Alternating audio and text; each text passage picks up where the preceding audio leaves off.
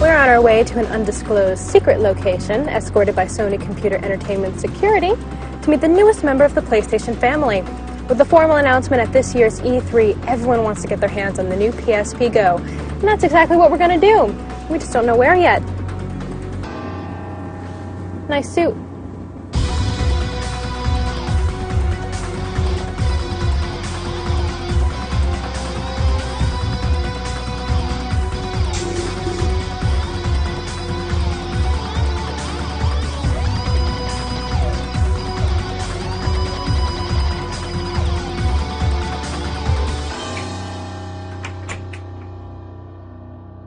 Over here. Veronica, glad you could make it.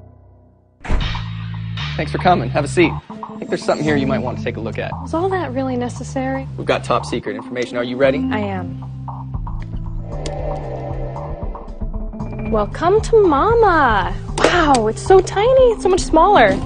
But wait a second, where is everything? Try sliding. That's how you play the game. I get it now. So fill me in. What's this all about? So this is our newest PSP. It's called the PSP Go. All right, so I want the nitty-gritty tech specs on this baby. No problem. Down and dirty. So it's a 3.8-inch screen. It's 43% lighter than the PSP 3000. 16 gigs flash memory, Bluetooth support, and all digital content. So the UMD drive goes away. So it's going to be, I think, something that a lot of consumers are going to really like, being able to just download straight to a hard drive. It's a memory stick micro, which is what you're picking at here, so that you can add extra memory to it if you'd like. Again, there's no excuse. If you run out of space here, you have a lot of content. So it'll be something that the digitally savvy consumer is going to really enjoy. We'll set it right down here between the two of us. So tell me more about the digital content. I mean, is it mainly going to be games, or are there going to be TV shows and movies as well? Yeah, so there'll be a mixture. So, you know, a lot of the emphasis will be on games, and I think a lot of the people buying it initially will say, I just want to buy games, and there's games like Gran Turismo that are being announced at E3, and Little Big Planet we announced before, and Jak and Daxter, and there's even a new Metal Gear Solid coming. So all of those games will be available.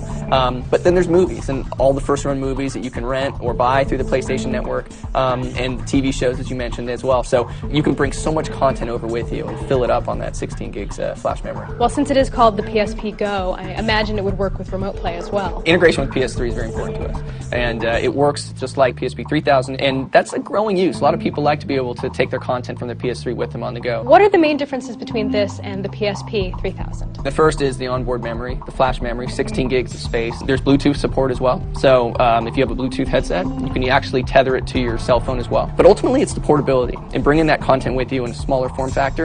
You've got the most immersive games on the PSP platform anyway. Now you've got a smaller unit to do it with. Is this going to replace the PSP 3000, or can you still get one of those if you want to? It won't replace the 3000. We're going to keep them both on the market. So if you're a consumer and you say, you know what, I really like tangible products, I like the disc, you can go out and get the 3000 and purchase UMD discs and movies and games with that.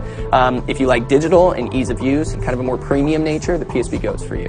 Does the design open up any new opportunities for developers? If you're a developer, you could say, you know what, maybe I want to create a smaller package, a game that's a little bit easier to play on the go. Maybe something that you'd play for 10, 15 minutes and then put down. Just kind of break up the game a little bit more. So developers, I think, are going to be looking at that. In the initial launch, we're going to have some pretty similar games between the two, but I think longer term you'll see some changes. There have been a lot of rumors about the future of the PSP, and this device in particular has been very cloaked in secrecy for the past few months. Why this? Why now? Well, I think it's relevant. I think in this particular case, we always look to push innovation. For us, we wanted to get into digital and really kind of meet the needs of our consumer.